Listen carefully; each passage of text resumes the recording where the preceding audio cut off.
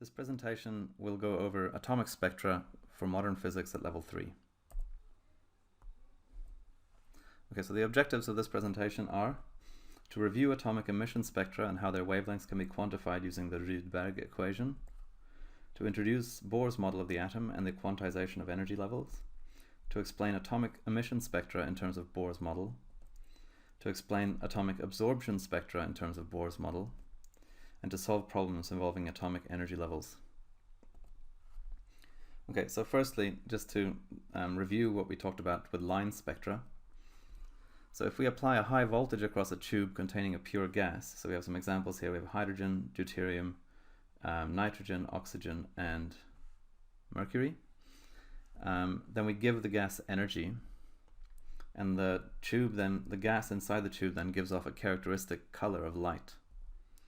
If we pass that light through a diffraction grating or a prism so that we can separate the wavelengths of light, then we see that it's made up of only certain very specific wavelengths of light. So here's a picture of hydrogen, and we can see clearly here a clear blue line, a slightly greenish blue line, and a bright red line. There is also a dim violet line here, and we see it on both sides. So instead of getting a continuous spectrum as we did with white light when we were looking at diffraction gratings in our waves topic, we see what's called a discrete spectrum, which consists of only particular wavelengths. I should say that the other little bits of light here, they're not coming from the gas inside the tube. Okay, so the first thing here is that a guy called Balmer, a Swiss mathematician, he saw these lines and he developed a mathematical formula to describe them. So this formula is entirely descriptive, and it wasn't really based on any understanding of underlying physics. But it precisely predicts the wavelengths of these four lines. For the red line here, if we substitute in the number 3 here instead of L, then we get exactly 656 nanometers for lambda here, the wavelength. If we substitute in 4, we get exactly 486 nanometers. If we substitute in 5, we get exactly 434, and so forth. The violet one would be 6. This constant here, R, was just used to calibrate the equation, and it's called the Rydberg's constant, and it has a value of 1.097 times 10 to the 7 inverse meters. It's inverse meters because this is 1 over the wavelength, and the wavelength is measured in meters.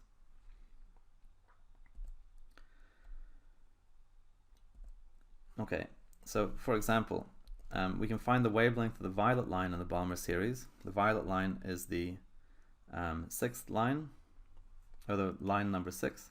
So if we go 1 over lambda is equal to R times 1 over 2 squared plus, so the 3 is the red, 4 is the blue-green, 5 is the blue, and 6 is the violet. So we go, sorry, that's not plus, that's minus. Minus 1 over 6 squared. Then we can find lambda, so that is equal to 1.097 times 10 to the 7 times 1 over 4 minus 1 over 36, and we can calculate that. 1.097 times 10 to the 7 times 1 over 4 minus 1 over 36, and then we get this number, which is a very big number, but we need to take the inverse of that, which we do here. So it's 4.10 times 10 to the negative 7. So lambda is equal to, we'll say first what this was equal to. This was equal to, let's see, that was 2,437,778.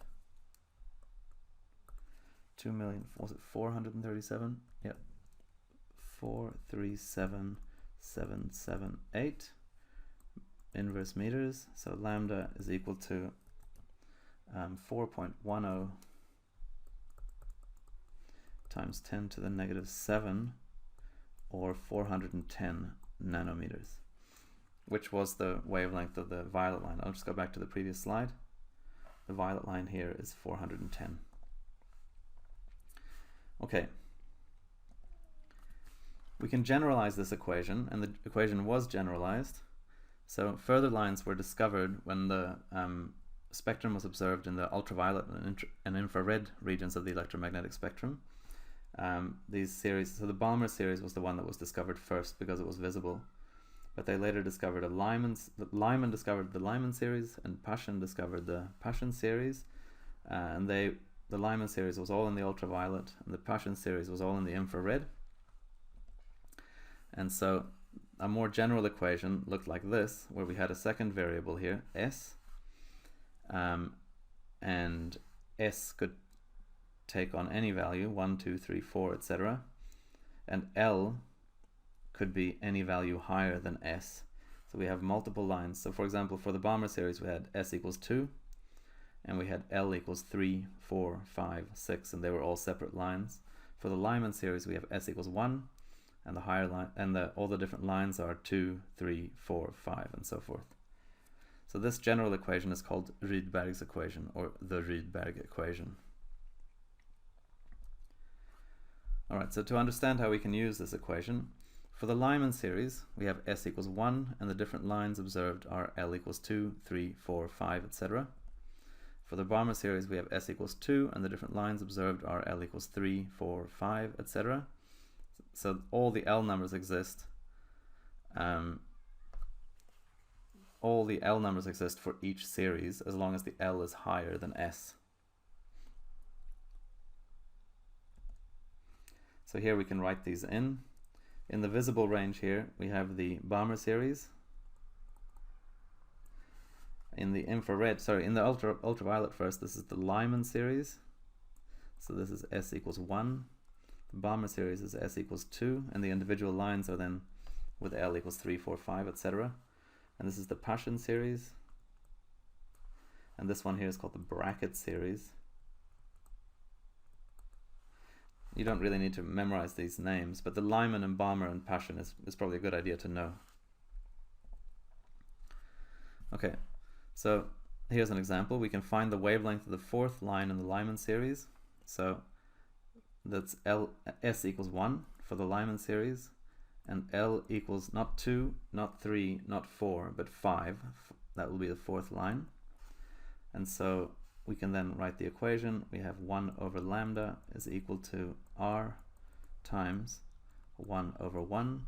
We can say squared, it doesn't really matter, minus 1 over 5 squared, which is equal to 1.097 times 10 to the 7 times 1 minus 1 over 25, which is equal to 1.097 times 10 to the 7 times 1 minus 1 over 25. That gives us 10,531,200.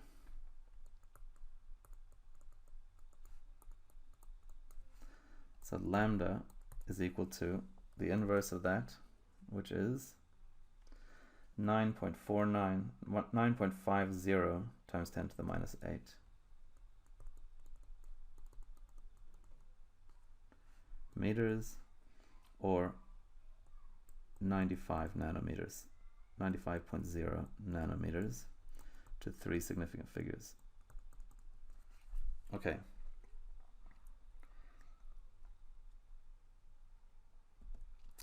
So to explain these observations, so far all we've done is describe what we've seen, and we found an equation that we can use to predict it. But to explain it, we need to look a little bit closer at what the electron is doing in the nucleus. So this is the hydrogen atom. In the middle of it we have a proton. So here's the proton, and here's the electron.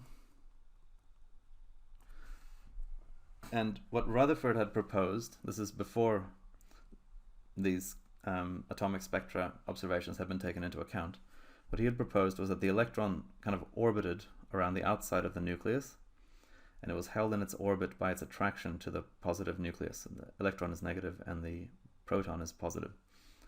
So it's a little bit like sort of Earth orbiting around the sun, except the force here is an electrostatic force.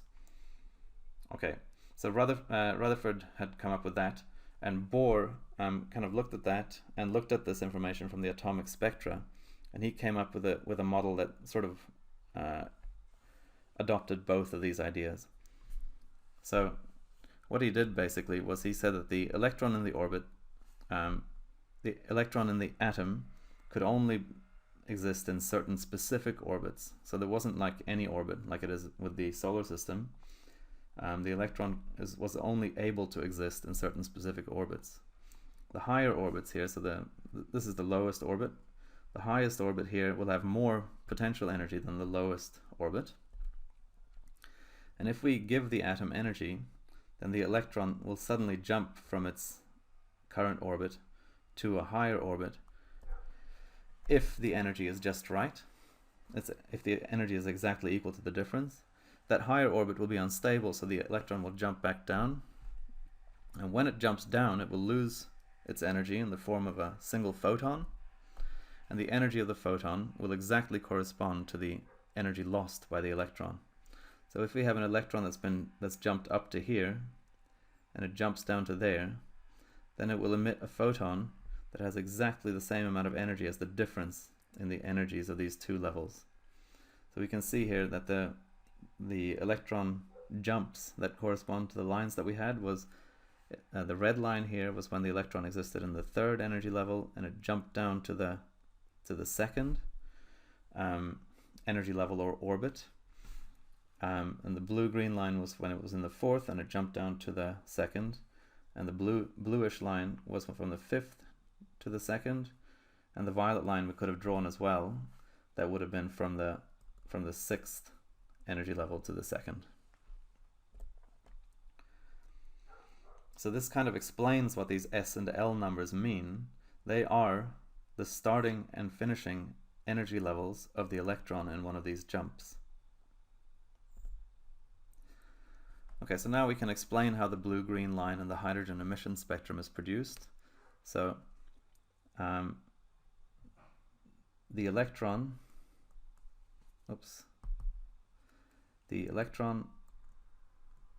in the atom is in the third, sorry, the blue-green line is the jump from the fourth to the second. In the fourth energy level, it jumps down to the second energy level,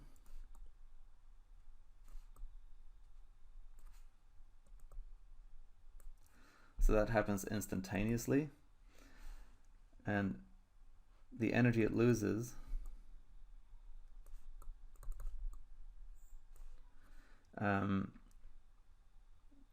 is emitted in the form of a single photon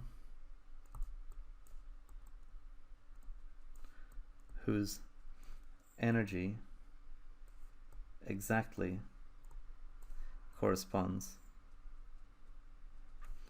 to the energy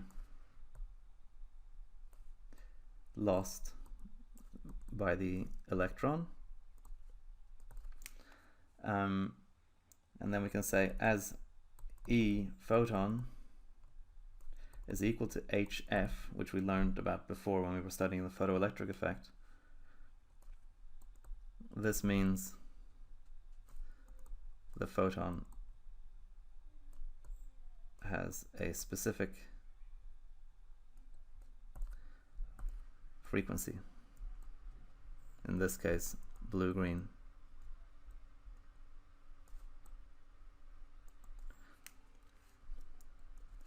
Okay, so that's kind of how Bohr was able to explain how the photons were emitted. Okay, so in order to analyze these situations a bit more carefully and a bit more clearly, it's convenient to draw what we call energy level diagrams. And then we deal not with orbits.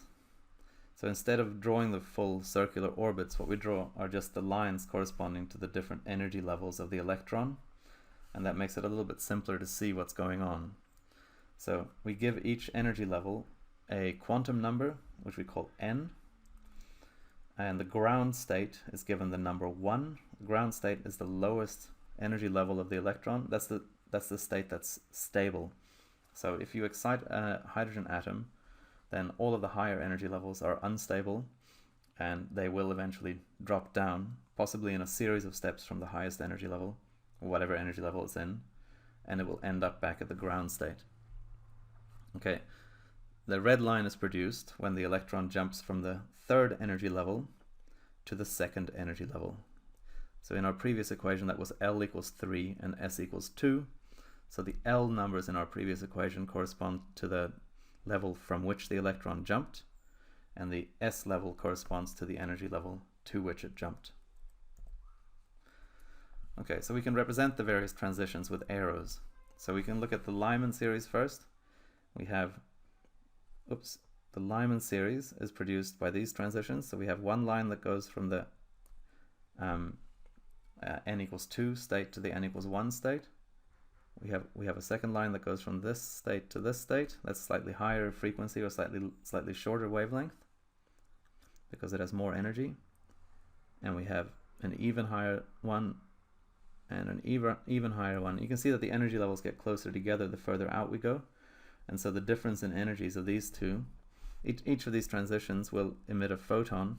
And for the Lyman series, they're all ultraviolet. The frequency is the energy drop from the n equals 2 to n equals 1 is so big that all of the photons emitted will be ultraviolet. We can look at the same for the Balmer series. So Balmer series are drops down to the n equals 2 state. So the red line will be produced by this one. And the blue-green one is produced by this one.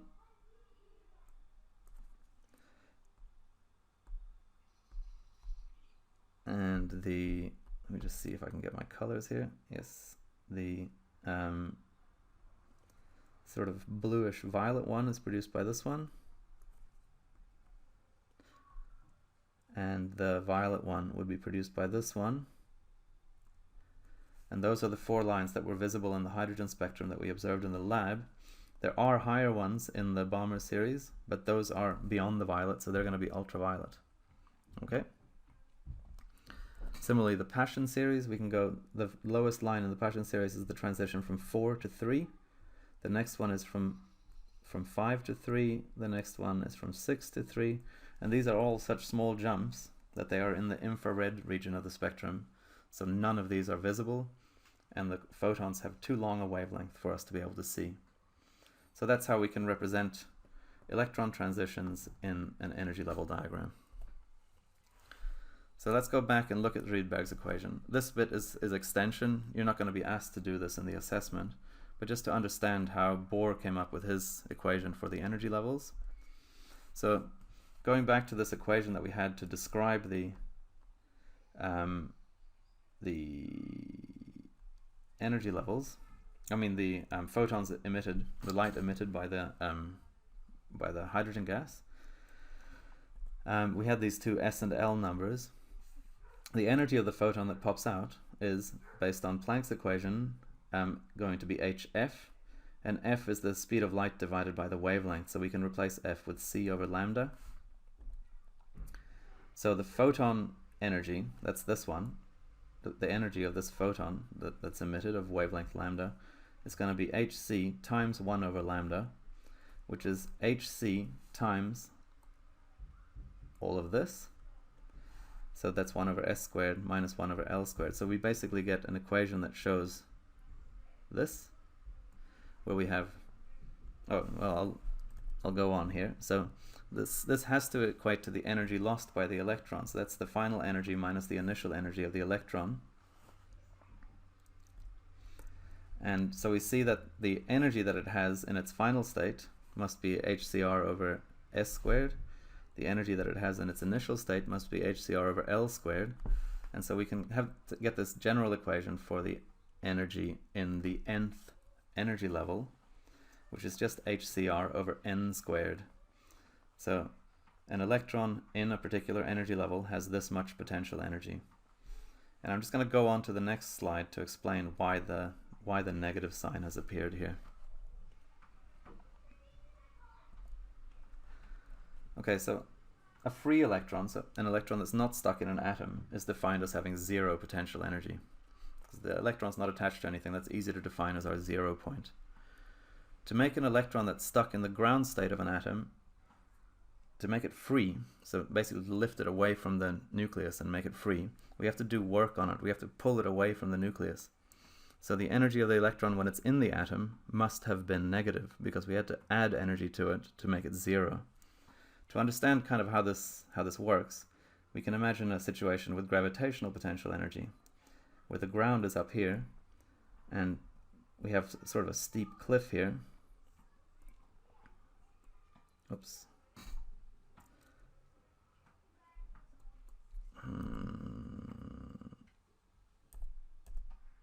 Here we go. And if you're standing at the bottom here,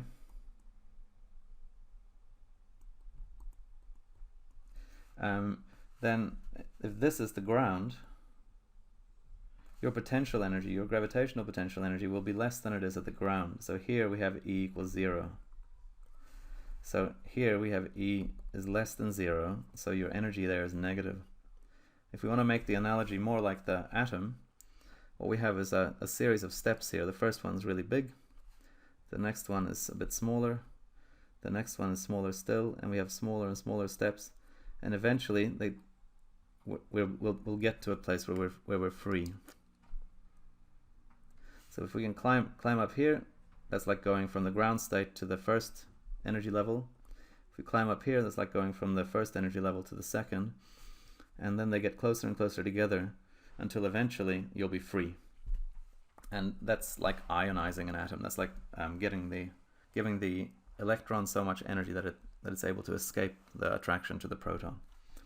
But basically this explains why it's negative inside. So at all of these steps, the energies will be some negative number, and if we're able to get it out completely, then we'll get it up to 0.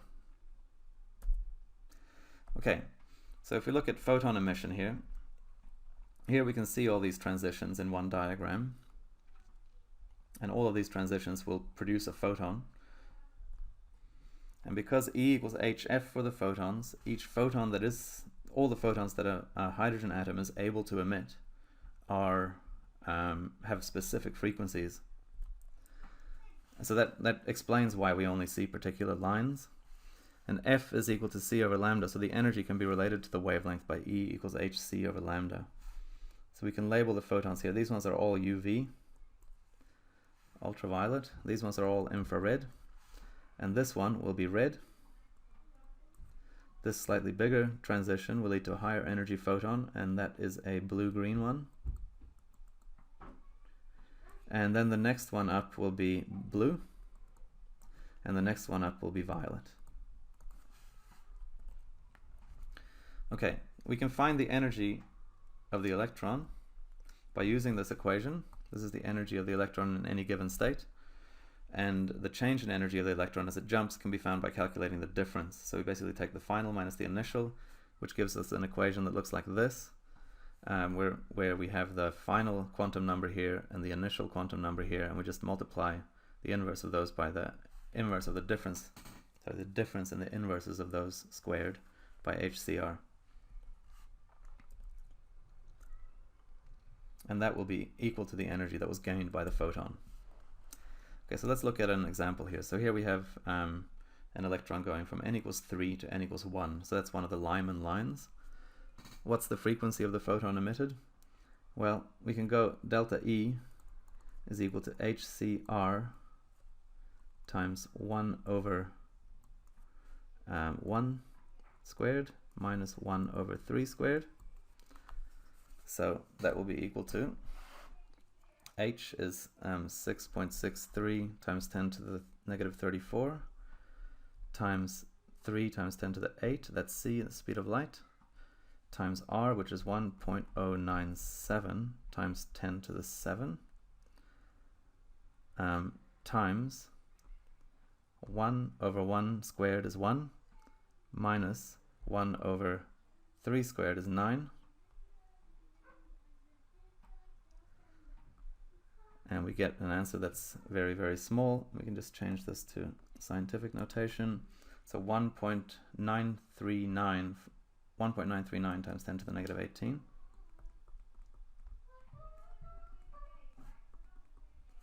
Joules. So that's the energy of the photon. That's the energy lost by the electron, which is also the energy gained by the photon. Note that we would have had a negative sign here for the electron,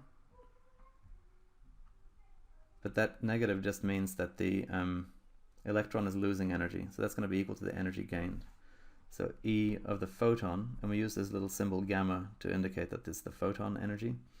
That's our scientific symbol for a photon.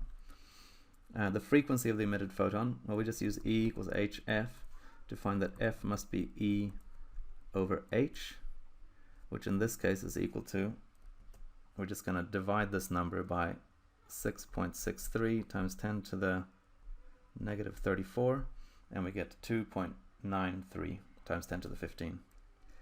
2.93 times 10 to the 15, frequency is in hertz. Okay, and that is actually n equals 3 to n equals 1 is this particular transition. So the photon that's emitted due to that transition has frequency 2.93 times 10 to the 15 hertz. Okay, the opposite can also happen. So when a photon hits an electron in a hydrogen atom, if it has exactly the right amount of energy, it can cause the electron to jump up to a higher energy level. So if we have an electron that's kind of sitting in the second excited state, and then we have a photon that hits this atom that has exactly the energy difference of these two energy levels, it can cause a jump up to the third energy level. The photon will disappear, it'll be absorbed. Eventually later it might be re-emitted if it jumps back down in a totally random direction, but it actually disappears and is absorbed and becomes the new energy of the electron. If we have photons hitting this atom when it's sitting in the second excited state, that doesn't correspond to one of the allowed jumps up, then that photon will just pass through as if the atom wasn't there at all. So that leads to this idea of absorption spectra. So what we've been looking at with the emission spectra is this one, where we had an excited gas. We didn't heat it, we gave it energy by applying a voltage, and that led to this emission spectrum of certain discrete lines. Absorption spectra are produced when we pass white light, so this light bulb here represents white light. We pass it through a cold gas, and then we split the light from that, either using a prism or a diffraction grating. What we'll see then is the full white spectrum, but with only these specific lines missing. And that's because all of the photons that correspond to these lines, they've been absorbed inside this gas and cause the electrons in the atoms inside this gas to jump up to a higher energy level. They would be re-emitted, possibly at the same frequency, possibly at different frequencies, but the re-emission happens in random directions, so it's not going to carry on through the gas and to our prism. Okay, so here we can look at the energy level diagram for absorption. So if we have the n equals 1, these are the Lyman lines for absorption, and these four here are the really familiar Balmer lines. So this jump here will correspond exactly to this red line that's missing, and this is that one, this is the bluey violet one, and this is the violet one. So they are exactly the same in energy as the emission transitions, but here the electrons are gaining energy, not losing it, and the photons are being absorbed rather than being emitted. One very cool thing about these absorption spectra is that light from the sun shines through its atmosphere and ours before it arrives at Earth, which means it passes through gases within its own atmosphere, And when we analyze the light from the sun spectrum, we can see lots and lots of absorption lines. And they correspond to the elements in the sun. So we can actually figure out what elements are present in the sun. Some of these are from our own atmosphere. So if we look at these ones here, they're probably all absorption lines that correspond to the light passing through our own atmosphere. But some of these, we know there isn't sodium hanging around in our atmosphere, for example. So those lines, these lines here that correspond to these D lines, they're from sodium in the sun's atmosphere. And same with this D3 line, this one here, I think. That's helium. Helium actually means sun, and this was how the element helium was discovered. And we can do this even with really distant stars. We can analyze the light and we can see what elements are present in the light that's coming from those stars. So it's kind of cool that we can understand what stars are made of by just analyzing the light that comes from them. With really distant stars, moreover, we can analyze these absorption spectra, and we can recognize lines in them that we have found in our own laboratories. So here, this is the line that we measured in class, the hydrogen alpha line. That's the one that was the transition from level 3 to level 2 in the hydrogen atom. But if we look at a really distant star, we see that that line actually has a longer wavelength than it does on Earth. We know it's the same line because we can see the same pattern of lines here. So it is one of the hydrogen lines, but somehow the hydrogen line has become longer. And this is due to the Doppler effect. So the star is moving away from us at such a high speed that the wavelengths are being lengthened.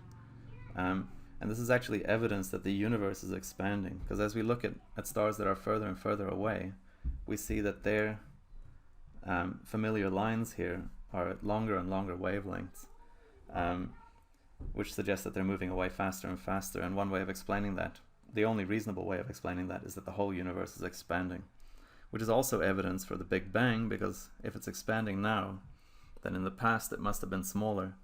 And if we track that back to the beginning, then we get to a point where everything was in the same place.